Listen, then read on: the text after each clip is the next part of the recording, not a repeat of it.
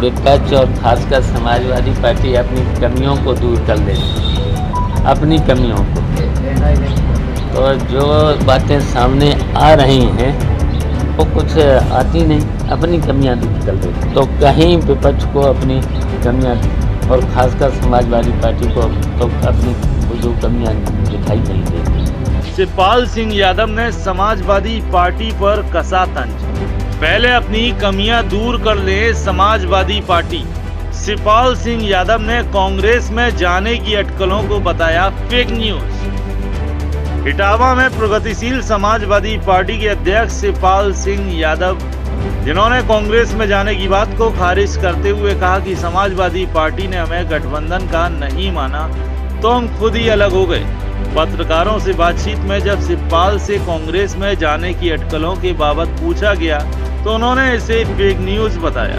उन्होंने कहा कि 2024 में होने वाले लोकसभा चुनाव में अखिलेश यादव को विपक्ष को एकजुट करने की तैयारी के सवाल पर उन्होंने कहा कि समाजवादी पार्टी को अपनी कमियां दिखाई नहीं देती हैं। सपा अगर अपनी कमियों को दूर कर ले तो ये सब बातें नहीं होती जो हो रही। उन्होंने कहा कि हमारी बात करो तो हम विपक्ष को एक करने का प्रयास कर रहे हैं। सियासी हलचल हो रही है कि आप कांग्रेस में जा रहे हैं और उसमें आपकी किसी से मीटिंग। ये सब फेक न्यूज हैं, फेक न्यूज है। हमने कई बार कहा है कि जब हम कोई फैसला लेंगे तो आपको बता देंगे, आपको पता चल जाएगा। 2024 के चुनाव के लिए अखिलेश यादव विपक्ष को एक करने में जुटे हुए। हमारी बात करो ना, हम नहीं लगे, हम भी तो लगे सबको एक करने में। क्या लगता है एक हो पाएंगे सब विपक्ष? अब प्रयास है, हम अपने पहले तो संगठन को मजबूत कर रहे हैं, केवल हमें अपने संगठन को मजबूत कर रहे हैं। बहुत ज़्यादा से ज़्यादा लोगों को हम इकट्ठा करेंगे। अच्छा, अखिलेश जी ने आपके लिए बिल्कुल डिनाई कर दिया ना साथ लेने के लिए, तो अब आपका आगे क्या स्ट्रेटजी है, किस तरह का प्लानिंग है?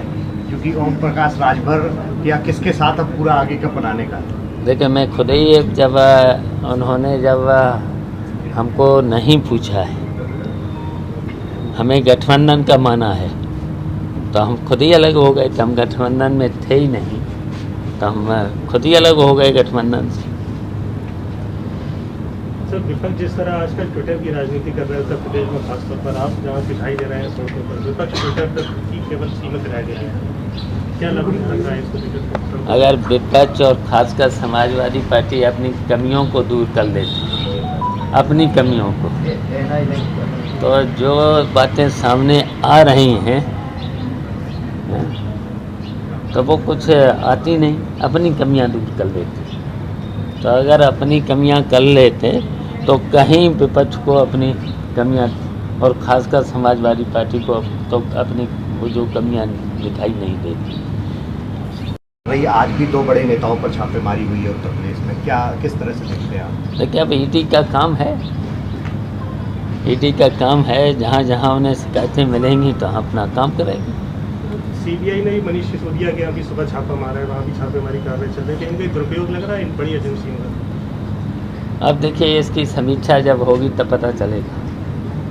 हाँ, इसकी समीक्षा करना चाहिए। बसपा ने अपना प्रदेश अध्यक्ष नियुक्त कर दिया है, भाजपा अभी तक अपना प्रदेश अध्यक्ष नहीं ले पा रही है। किस तरह से देख रहे हैं भाजपा के अंदर किस तरह की उठापटक? अब उसका तो मुझे पता नहीं, मुझे तो जानकारी है नहीं। आप लोगों के माध्यम से जो जानकारी मिलती है।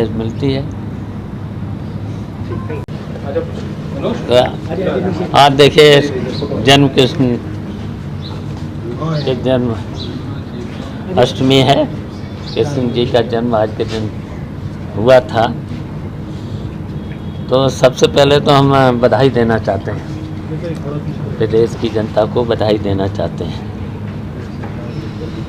और आज के दिन हम लोग तो कृष्ण के वंशज हैं, ये तो पता ही है हम लोग। तो ये जो कृष्ण जी